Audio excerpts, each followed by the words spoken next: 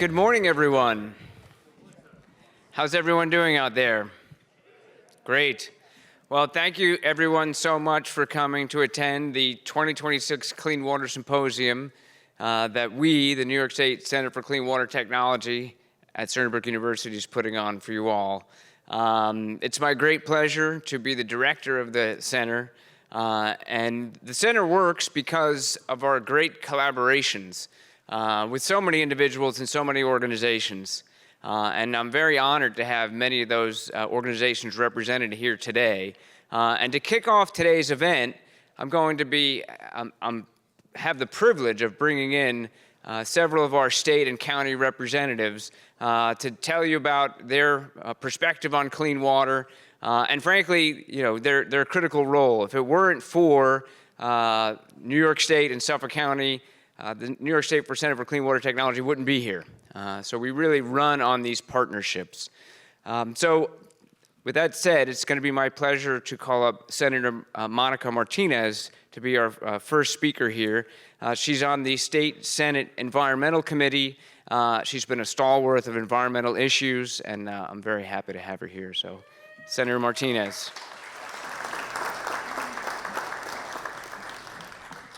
Good morning.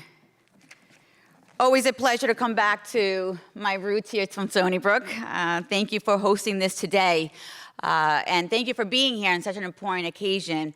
Living on Long Island, obviously our identity is closely tied to water. The waters that break along our shorelines, the marshes, ponds, and lakes that shape the landscape, and the water that is literally below our feet. But people don't realize that living on Long Island across the state, the importance that our water plays on an everyday basis. In 2024, with the help of the county executive and the legislature, we were able to successfully pass the Suffolk County Water Restoration Act, which had 71% approval rate. What that shows you is that Long Islanders care about their water quality. They care about it enough to go to the polls and vote for it. And while we should celebrate that achievement, obviously a lot more is needed to be done. Whether it is the equalization of our waters, nitrogen loading. I know we have such great partners here in both the state and the county government that put Long Island and water at the forefront, and it is priority. And all the research that takes place here at Stony Brook is also really important. It really affirms across New York State that we are here to address the problems that affect us on every single day basis. Through cutting-edge solutions based on real-world data and research, the innovation is going to ensure the historic investments made by our taxpayers, honestly, result in measurable progress for our environment. Please know that coming from the State Senate, we just passed our budget. Granted, yes, it was late. Our apologies for that. But there was major investment in water quality, water infrastructure, sewer infrastructure, whether going to the county, going to other parts of the state. But Long Island's a special place.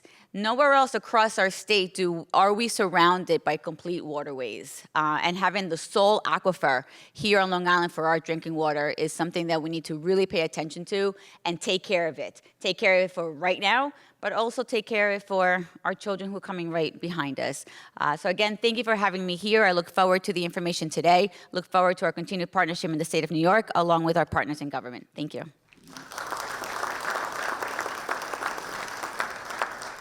Okay, thank you, Senator Martinez.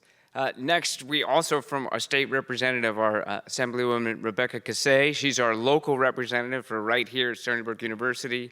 Has been a great supporter of the center and very interested in environmental issues, so I'm very glad she's here to share some words with us as well.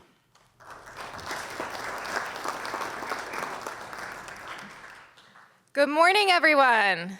Okay, it's going to be a long day. Good morning, everyone. Come on, get excited. I am so grateful to help kick off this incredible conference today. Very grateful to the university and everyone who's put this together, to all the organizations and the scientists who are here. Where are scientists? Woo! All right, I'm trying to get everyone pumped up. That's my job today. All right. and pumped up, pun intended, with the water. Really, and thank you to all my government colleagues. We're so lucky to have Senator Martinez, in the Senate, partnering for all these incredible initiatives that we can get done at the state level in concert with our local folks here, as well as the county ledge. The county executive, Romaine, here has always been a strong supporter of clean water.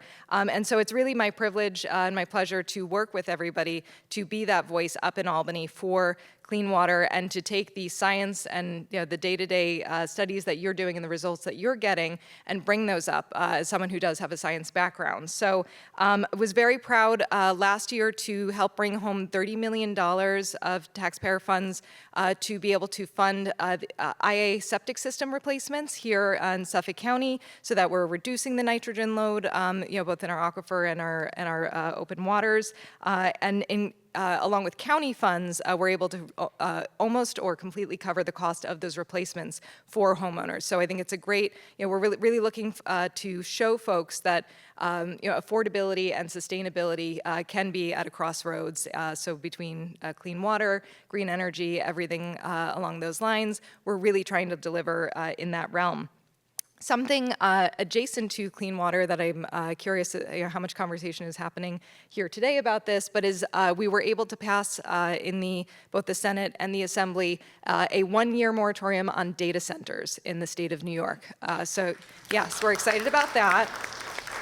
Because as I'm sure everyone in this room knows, there's a lot of questions about wastewater from data centers and water use in data centers. So we're hoping that Governor Hochul signs that and gives the state a year to really look into these questions with your help to help inform us as a state what guardrails, safeguards that we need to be putting up before moving forward with any conversations about data centers. So we're excited about that, but we have so much more to do at the state. I was personally disappointed we didn't get more PFAS regulation done in this session. We really wanted to try to take that out of cookware and common items that we're putting in our mouths because we all, again, here in this room know that PFAS does not belong in our bodies, but unfortunately is very much there and is in our water. So while we continue to work to take PFAS out of our water, we have to be working, especially at the state level, to take it out of the products that are putting it in our water in the first place. So we are very committed to that, and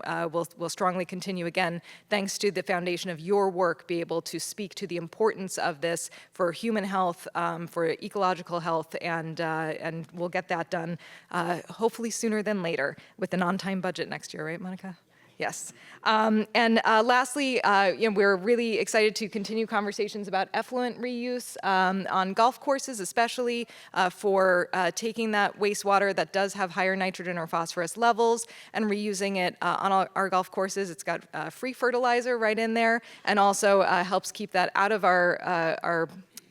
the Long Island Sound and recharge the aquifer. So we're really trying to make sure that funding at the state level is available for projects like effluent reuse so that we can continue being responsible, especially here on Long Island where our water is limited and so incredibly precious. So thank you, each and every one of you, for being out here today in whatever capacity you are, and just know that the state stands with you and is grateful for the work you do. Thank you. Thank you, Assemblywoman Kassay. So it's now my pleasure to introduce just a few Suffolk County representatives. Now, we have a very tight partnership with Suffolk County. In fact, you could argue on the wastewater front, all of the advances we've made have been because of that tight partnership. One thing I say about Suffolk County is that the county has gone from worst to first when it comes to wastewater. And that is, 15 years ago, the EPA was suing Suffolk County because Suffolk County was putting wastewater right into our aquifer directly. But now, under the leadership of County Executive Ed Romaine, all the data's there. No one can argue against it. The top county in the entire nation in dealing with on-site wastewater, both from having a program together and also funding for that program. It's unparalleled in the country. And the leadership of Ed Romaine through the decades, but specifically since he's come to become county executive on this topic, has been remarkable. So with that, I'll ask County Executive Ed Romaine to come up and say a few words. Thank you.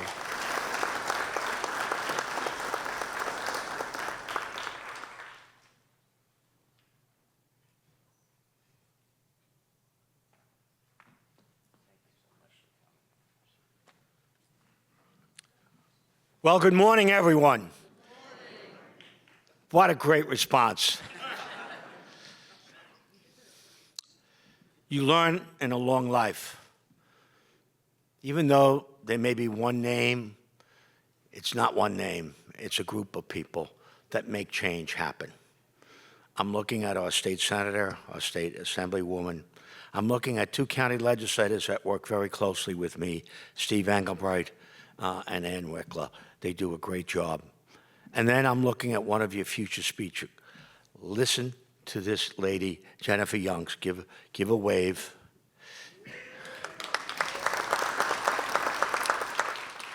She's the tip of the spear in our efforts of clean water and works around the clock to make sure it happens. We are confronted with a challenge here in Suffolk County, which we have for years. I grew up here. I used to walk out lived in Sable, used to swim in the Great South Bay. I was probably shorter than I am now as a boy, but I could go up to my neck and see my feet. You can't do that today. Our waters are impacted, and we have a challenge, and that challenge is a great one. 75%, 70%, more like 70%, of our county is not sewered and depends on septic and cesspools. And that's a problem. And we're looking to address that. This county will spend $1 billion on sewers, and that is truly a drop in the bucket. Anyone knows mastic? Under my predecessor, Mr. Ballone, they sued half of mastic. It was $229 million. So $1 billion is a drop in the bucket. I remember when they started sewers. The first sewer in this county, the big one, was the Southwest Sewer District, mired in scandal and corruption. And after that, sewers became a dirty word. And the county moved away from regional sewers in the late 70s and 80s. So instead, if you're building a condo or a shopping center, you'd have to build a small little sewage treatment plant. We have over 200 in this county. We have 26 county sewers, but we have 200 sewage treatment plants. They're small, inefficient, and aging out. And we never looked at sewers from a regional perspective. We have a lot of challenges ahead of us. We are going to address those challenges. We're going to plan for the future. And we need Chris and all the scientists at Stony Brook to give us the best solutions on how we can do this. There are two issues that we have to face. One is water quality, and the other is water quantity. Why? Because the sewage treatment plant from this university in Stony Brook, from Port Jefferson, which was Sewer District number 1, do you know why Sewer District number 1? Because our first county executive came from Port Jefferson, Lee Dennison. Southwest Sewer District, they all discharge to bodies of water. We pump the effluent from the Southwest Sewer District out a mile into the ocean. We pump Port Jefferson and Stony Brook Sewer District out to Port Jefferson Harbor. If we continue to do that, we're going to have not only a water quality problem, but a water quantity problem. So we have a lot of challenges in how we design and how we treat wastewater. And then we've got road water runoff. You look at road runoff, they go down the drain. I have a drain in front of my house. It empties out in the bay. Some of that creates problems also. There's so many problems, but I will tell you this. You want to understand government? All issues of government are issues of money. Show me how you spend your money. I'll show you the type of government and society that you will get. I was hoping with the environmental bond act, something I strongly supported, for I think 4.1 or 4.2 billion dollars, that we would get some of that money for sewers. We have not. We have not got a penny of that money from that bond act. I strongly supported President Biden's Infrastructure Act. I know we need to improve the infrastructure of this county and country. We haven't seen any of that money either. It flows through New York State. So I'm concerned because we face great problems that have great costs. And if we are to address those problems, we have to account for that. I have to tell you, every time there was an environmental bond put up in this county, the voters of Suffolk County have come out in great numbers to support those bond issues. But we're going to need a lot of money to resolve our problems. We're dealing with the United States Navy, which left Calverton a mess. The fish can't be eaten in the ponds, the fish can't be eaten in the river, and I'm concerned about Peconic River and the Peconic Estuary from contamination from the United States Navy. We're dealing with contamination from a battery energy storage system in East Hampton, in which it impacted 4 well fields of the Suffolk County Water Authority. They are in federal court on that. And we're going to have to address those issues. They're suing about the well fields. I'm looking at the aquifer. We don't have reservoirs. Our reservoirs are underneath our feet. Then we read today that the cleanup in Sag Harbor was not complete, 10 years after they said it was. Water quality is an issue that's going to haunt us unless we address it head on and begin to address some of the substances that are contaminating our drinking water. I need your center, Chris, and your scientists to work, because we want to take your ideas and turn them into practical use to give us a better environment. And that's what this symposium is about. How do we take ideas from this center and make it work so we all can enjoy clean water? Not only groundwater, but surface water. So we clean our bays, the sound, our streams, our creeks, our rivers, and we protect them. I need the science and, of course, the money to get this done. But I'm speaking to an audience that is already committed, an audience that can make change happen. I'm county executive now. A few years, it'll be someone else. There'll be other people sitting here. But people here won't change. You'll still be advocates. You'll still be urging your fellow Long Islanders. Let's save what's left of not only our open spaces, but of our water resources. God bless you. Thank you for attending. Chris, thank you for putting this on. God bless you.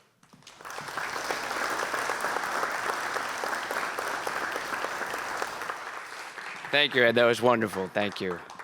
Okay, it's next my pleasure to bring up Steve Englebright, who has been a champion of the environment for decades here.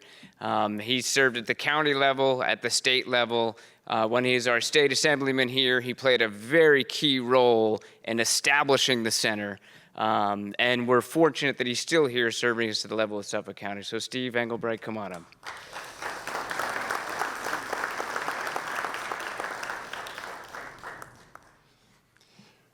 Well, how are you today? You know, each of the speakers that came before me has mentioned the word partnership. That really is the overarching theme, I think, of how to protect our water and our environment generally by building partnerships and maintaining and strengthening those that are already here. And all you have to do is just look around. I mean, the building that we're in, Charles Wang partnered with the state, a public-private partnership. His gift is on state land. That's a partnership. Some of you came in the north entrance. That's the Suffolk County Sewer District. That sewer district connects to Sewer District 1 in Port Jefferson. But again, as the county executive has indicated, you know, there is a long-standing partnership between the county and the state. And we see it just, you don't have to look very far. You just look as you come onto the campus, and you can see that partnership is important. Water is the first limiting factor for our ability to live on Long Island at all. So these partnerships really matter. The thing that the county executive could have elaborated on if we'd given him a little more time, he was there in 1984 when we began to work together for the preservation of the natural infrastructure of this county. The Pine Barrens watershed is anchored really with primarily county and state ownership of a whole variety, a mosaic of properties that, when stitched together with state law, enable us to know that we have an ace in the water hole, the reserve of perfectly clean, untainted water in the Pine Barrens. And what anchors that is the largest county park system east of the Rockies. Ed, thank you for your partnership beginning in 1984, made that possible. And I know you are keenly aware of that, but your role in it is something that I think deserves to be underscored. And I just want to personally thank you for being there. Yes, Steve.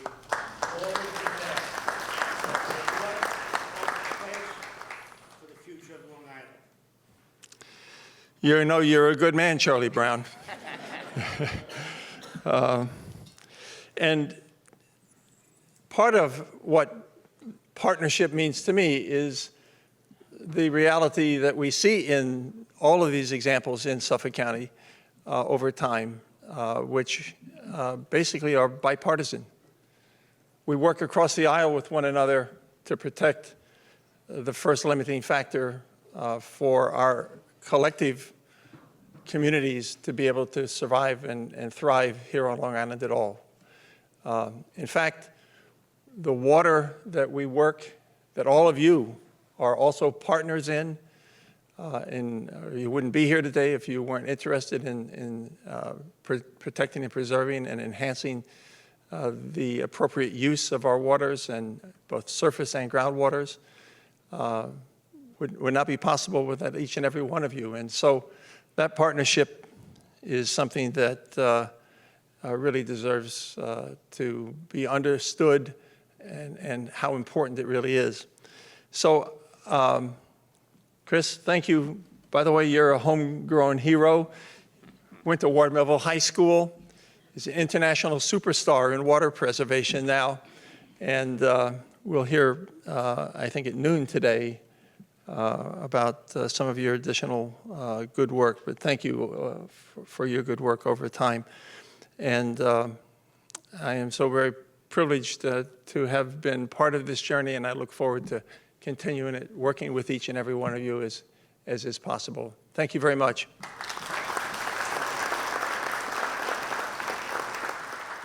And I just wanted to actually, let's just pause for a moment and just think. These two gentlemen have been here protecting Long Island's environment. I mean, between the two of them, add up the years, you're getting close to a century. So let's hear it for Ed and Steve.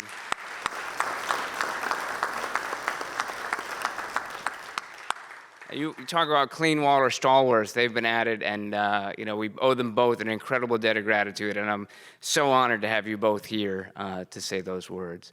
And now I'll bring up our final speaker, Ann Welker.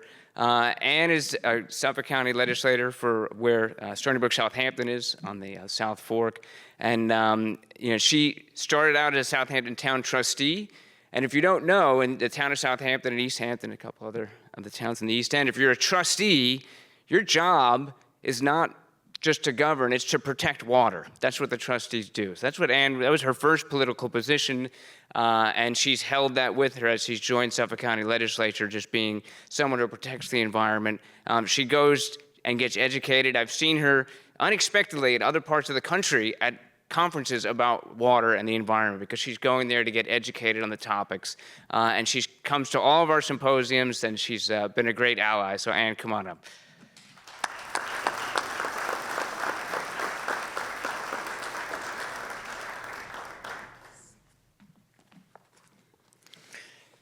Good morning. My name's Ann Welker. I'm Suffolk County Legislator for the 2nd District, a shoreline that begins at the Montauk Lighthouse and extends to the new beach house at Kassay County Park. I highly recommend the new beach house, and it's on the site of the former pavilion that burned, unfortunately, several years ago. And they will be hosting the Game 5 of the NBA Finals on tomorrow evening, so go Knicks.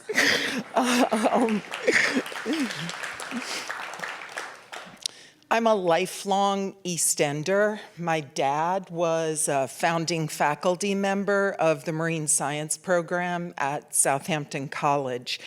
And we are so fortunate to have carrying on that program, Dr. Christopher Gobler and also Dr. Brad Peterson. The Gobler and Peterson labs at the Southampton campus are internationally renowned. It's an honor to be with all of you today. The timing could not be more perfect. The critically important work of the New York State Center for Clean Water Technology is cutting edge, vital to our region and to our world. Research today is more important than ever. I've watched in my lifetime the demise of the Peconic Bay scallop fishery, harmful algal blooms increase, and now, in the 2nd Legislative District, we have not one, but 2 situations with emerging contaminants, PFAS, among others, both affecting our surface waters and our groundwaters. At Gobler Airport, there are elevated levels of PFAS in the groundwater that are traveling up to 700 to 1,000 feet per day. Also unfolding as we speak, as Mr. County Exec mentioned, there's a situation where PFAS and other emerging contaminants have been discovered south of the industrial park in the town of East Hampton. The pollution of not only our drinking water, but our surface waters is deeply concerning. But today, there's hope. Thanks to the work of Dr. Christopher Gobler and the Center for Clean Water Technology and the interest and work of each of you here in this room, we stand to learn so much about the cutting-edge advancements in this field.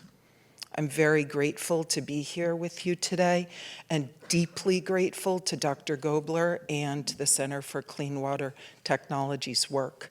I hope you all leave here today enlightened and inspired. Thank you.